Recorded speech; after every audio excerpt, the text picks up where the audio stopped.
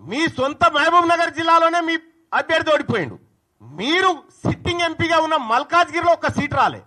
ఇవాళ మీరు కరెక్ట్ గా పనిచేసినంటే 6 నెలల పాటు కరెక్ట్ గా కాంగ్రెస్ పార్టీ విధానాల కోసం పనిచేసినంటే ఆ 8 సీట్లు కూడా కాంగ్రెస్ పార్టీకి వస్తే ఇలా నరేంద్ర మోడీ ప్రభుత్వమే లేదు కేంద్రంలో. పరోక్షంగా మీరు సహకరించుకుంటా ఇవాళ కాంగ్రెస్ పార్టీని ఖతం చేసేటువంటి ఉద్దేశంతో మీరు ముందుకు పోతా ఉన్నారు. మీరు పొండి మీ విధానాలు కూడా అర్థమవుతా ఉన్నాయి.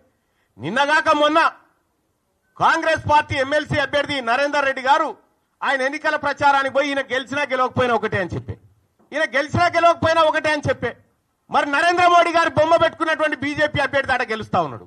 ఇంకో టీచర్ ఎమ్మెల్సీ ఎన్నికల్లో భారతీయ జనతా పార్టీ ఒక బీసీ బిడ్డకు టికెట్ ఇచ్చి ఫస్ట్ ప్రియారిటీలో టీచర్ ఎమ్మెల్సీ గెలిచి ఆ ఇంపాక్ట్ తోటి పట్టభద్రుల ఎమ్మెల్సీ ఎన్నికలు కూడా గెలుస్తా ఉంది.